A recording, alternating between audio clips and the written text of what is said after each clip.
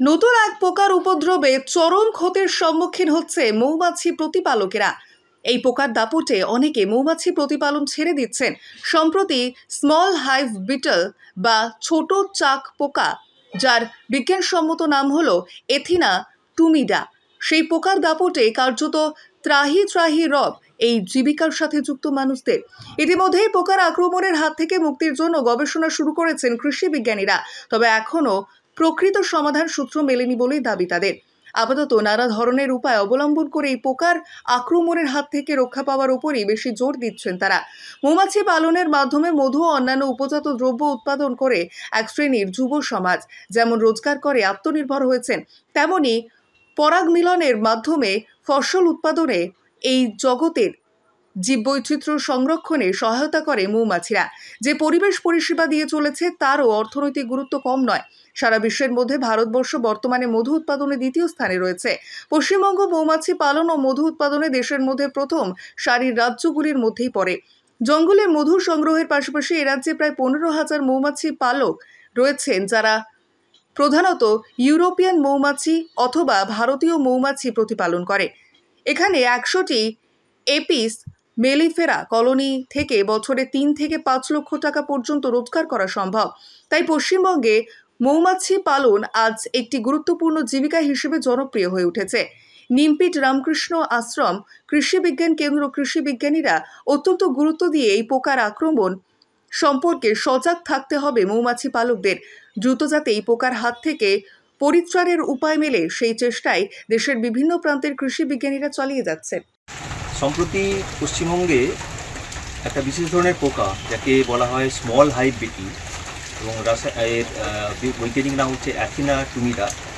এটা দেখা যাচ্ছে মৌচাকে এরা প্রভূত ক্ষতি করে মৌচাক নষ্ট করে দেয়।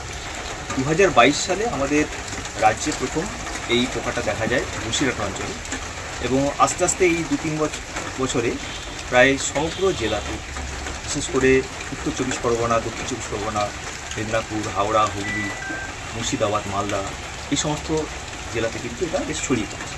এই পোকাটার বিশেষত্ব হচ্ছে এরা একটা বিটল গোত্রীয় পোকা, এবং রাত্রিবেলায় বিশেষ করে এরা উড়ে বেড়ায়, নিবিডুলিড ফ্যামিলি।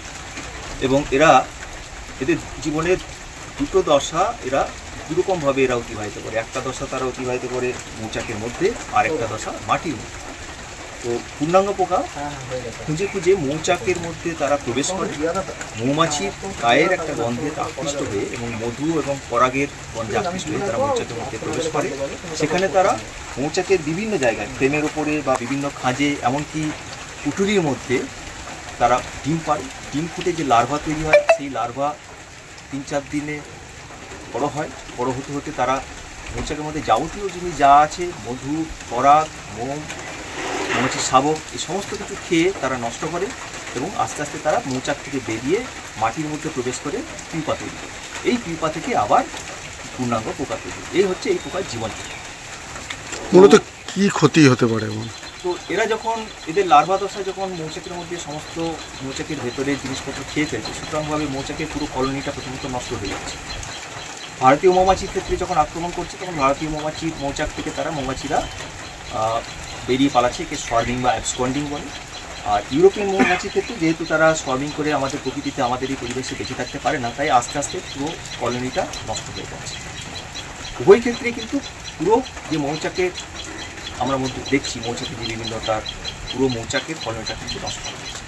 এবং এর ফলে কি চাষিরা কোনো মধু তারা সেই মৌচাক থেকে আর পাবে না। সেই মৌচাকটাও তাদের পুরো নষ্ট হয়ে যাওয়ার জন্য তাদের কিন্তু পুরো যে একটা মূলধন ছিল, স্থায়ী মূলধন, সেটা তারা হারাবে।